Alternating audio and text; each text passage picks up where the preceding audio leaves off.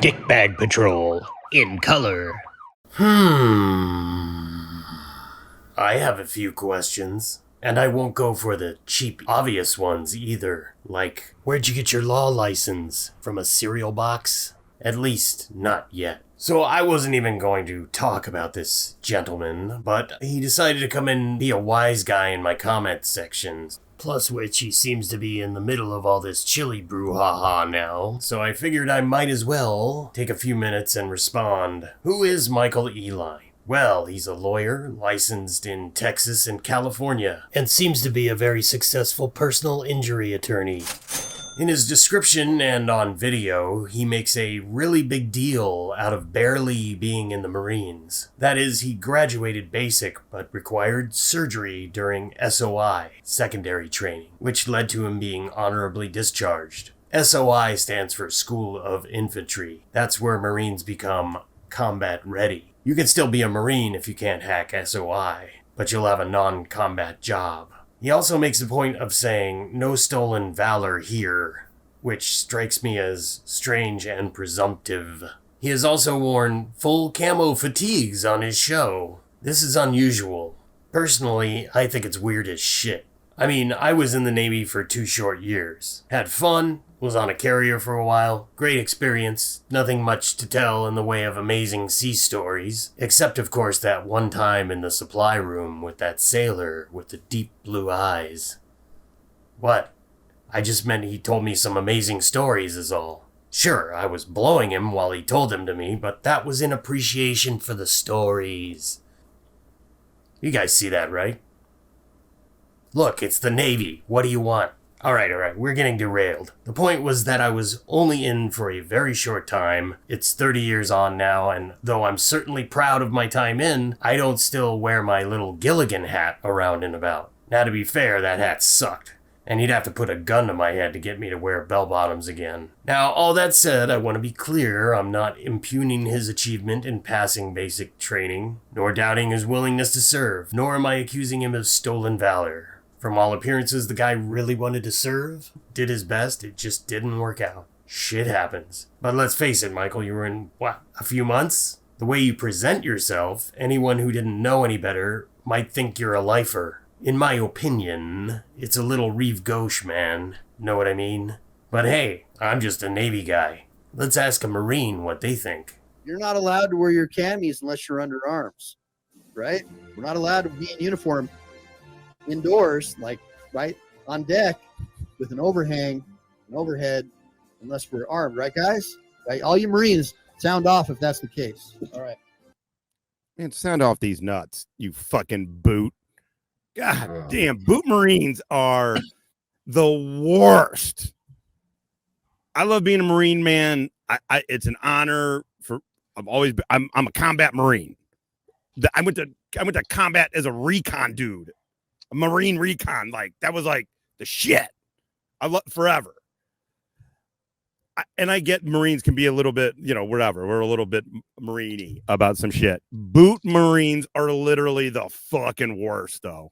Well, safe to say I don't think he's a fan. But hey, one guy's opinion, right? I mean, if only there was some sort of rule book we could look into. Oh, looky here, kids. It's a big rule book. Well, let's just take a look at the rules, shall we? DoD directives pertaining to uniforms. Members of the armed forces, including retired members and members of reserve components. The wearing of the uniform is prohibited under any of the following circumstances. Number 1, basically at any extremist political meetings that could be considered a terroristic threat. And number 2 seems very relevant. During or in connection with the furtherance of political activities, private employment, or commercial interests, when an inference of official sponsorship for the activity or interest could be drawn. Well, you've called Chille a political prisoner, so that automatically makes it a political activity, and since you're raising money for Chille and promoting your own law firm,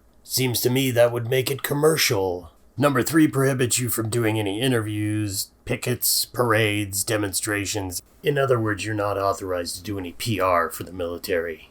Number 4, when wearing the uniform would tend to bring discredit upon the armed forces. Well, I'll leave that to your individual opinions. And number 5, when specifically prohibited by regulations of the department concerned. Now B, and this is specifically applicable to Michael.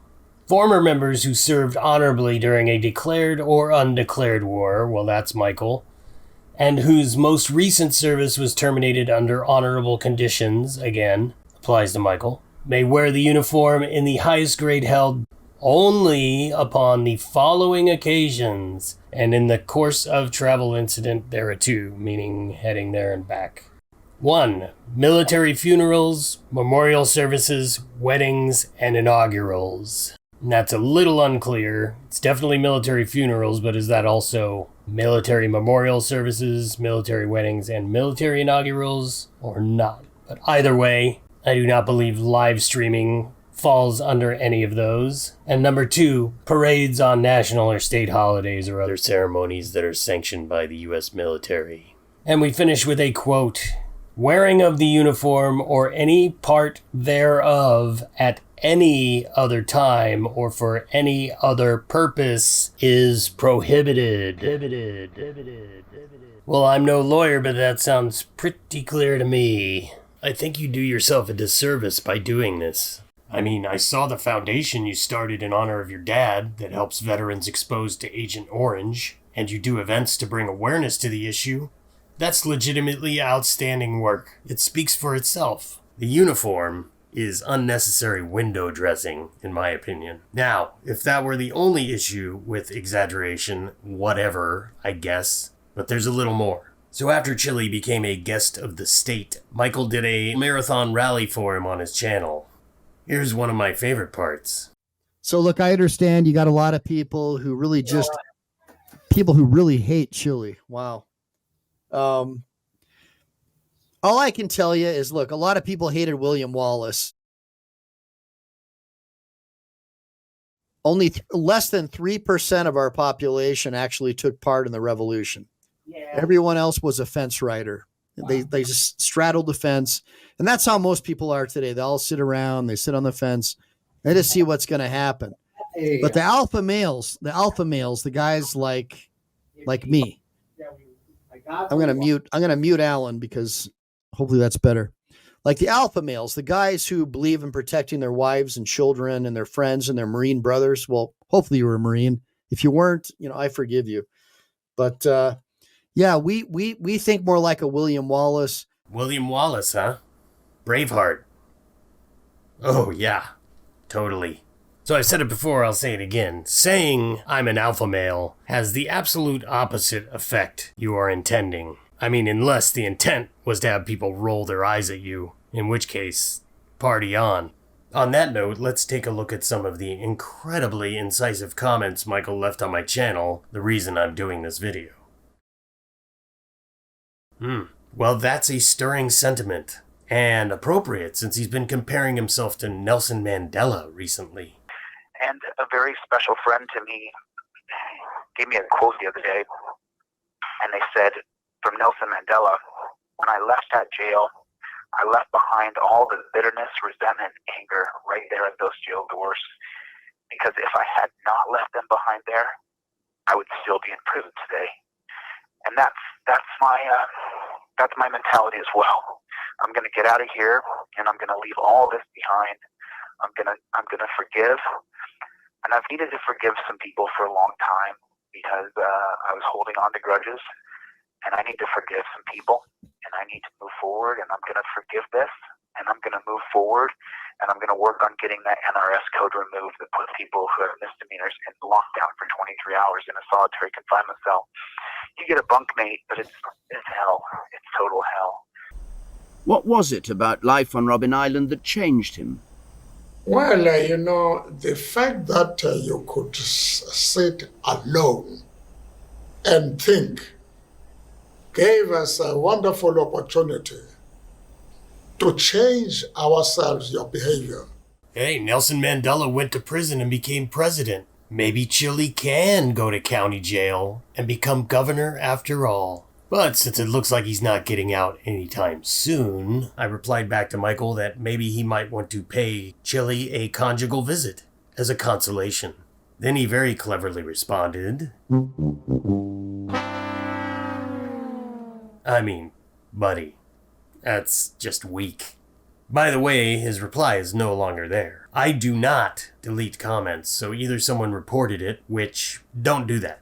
Leave them there, so that everyone can see how ridiculous the commenter is being. Perhaps he realized how lame it was and deleted it himself. My other favorite comment, left on the video about Chille's restraining orders that I did, is this one.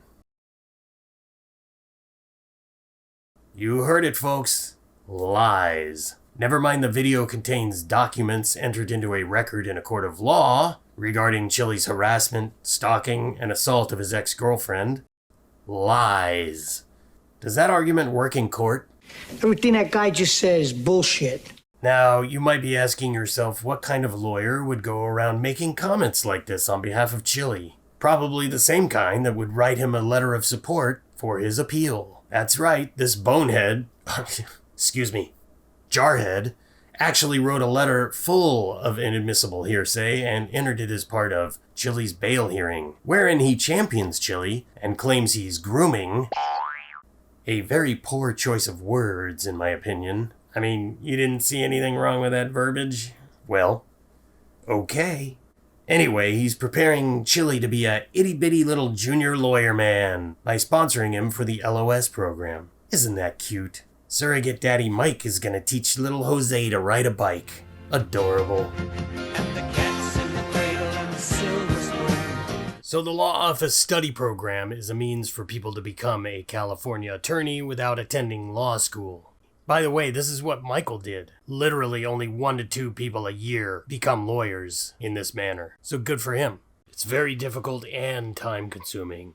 Michael has a video about it on his channel, and while the information is good, the video is difficult to watch because of bad audio and video. I don't fault him for that, though. It's one of his first videos from 16 years ago. It's interesting because you can tell Michael hasn't quite tapped into his alpha male YouTube persona yet. You should do an updated version, Michael. Just don't wear your Marine uniform. Now, Chille said on one of his latest calls that he intends to run for office the minute he gets out. And, as we all know, politics, particularly running for office, is a full-time job. How's he gonna do that if he's trying to become an attorney? Assuming he could do either one of those things separately, anyway. Note to self, call Vegas and find out the odds on that. Now, let's clear the air about Chille having no criminal record. May I direct you, Michael, to thepublicdocuments.com. This website is entirely dedicated to, how shall we say it, Chille's misadventures with the law. There seems to be a whole lot of history here, plus quite a long history of negligent driving charges. Speaking of that, are you going to represent him as the defendant in his upcoming negligent driving case here in California? As a personal injury attorney, I imagine you're usually working for the plaintiff in one of these type of cases. Might be interesting to try the other side, huh? Besides all that, there's also quite a number of civil judgments against him as well, including the aforementioned restraining orders from his ex-girlfriend. The ones where Jose stalked her, broke her door, broke her into her apartment, choked her, spit on her, and slammed her boyfriend against the wall. Remember that one? The one you said was lies? It's all there, and more, including his threats to hire a Colombian hitman to break his ex and her boyfriend's legs, and or kill them. Seems like an awful big pile of evidence to casually dismiss as lies, but hey, I'm not a lawyer. By the way, if Chille somehow managed to make it through the years of study and testing and by some miracle passed the baby bar and then the bar, he'd still have to pass the bar ethics test. I don't know how dismissive they'd be of all this rich history, non-existent as he insists it is. I guess we'll all find out when Chille passes the bar, huh? Personally, I'm not holding my breath. So speaking of lawyer stuff, you said in my live chat that you're a fan of Chille's bread and butter, Michael. His indestructible trifold. How do you feel about his interpretation of case law and his advising people on their rights? What qualifications or credentials does he have again? Oh, that's right. None.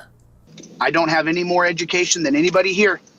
I have a education from Google and YouTube. I don't know anything more than anybody else. I just know what I learned online, and then I connected the dots of all those different things. I really should have gone to law school, but the simple fact of the matter is that, yeah. So anyway. Don't you think that by citing case law, he's providing legal analysis? You could say, well, it's public information, but if so, why is he charging people money for it? And why is he instructing people how to handle traffic stops with it? Is there a disclaimer anywhere on it? That the person who wrote it has no actual legal qualifications and should be therefore read with that in mind? Does Chille carry insurance against the possibility that someone follows his advice and it goes haywire? And what of him calling himself a constitutional law scholar? He admitted, under oath no less, that the title was granted to him, quote, by other people who are also, they have their own channels, their own press, and that's what some other lawyers on another channel called me. End quote. Let's let Chille tell you himself. And did you explain to the officer that you have a background in constitutional law? Yes, I told him I'm a constitutional law scholar, which was a moniker given to me by other people who are also, they have their own channels, their own press, and that's what some other lawyers on another channel called me 3 years ago. And I since adapted the moniker. Sounds legit to me. Well, where is the law scholar with the authority to walk away from this conviction? How come he wasn't able to successfully defend himself? Aren't these good questions, Michael? I mean, you said ask, right? Anyway, on to Michael's final amazing comment we're gonna highlight here, the piece de resistance, where he comes at me gloves off, swinging hard. Huh. Funny stuff, sir. Now, do I look like Dirty Harry in real life? No. Do I look like an elf? Fuck no. Does Michael Eline look like an elf? In my opinion, put a silly little hat on him, he looks like he should be baking cookies in a tree. I said as much in my reply to him, but, nothing clever to say, I guess. What do you think? Impressive. Very nice. Oh well, like I said before, I got nothing against elves. They're hardworking, industrious, and full of good cheer. Well, anyways, that certainly was a lot of questions. I mean, I guess the big overarching question, why would you waste your time on a guy like Chille? Believe me, it's a question I've been asking myself quite a bit lately. And by the way, if you're gonna keep coming around my comments, please try and step up your game.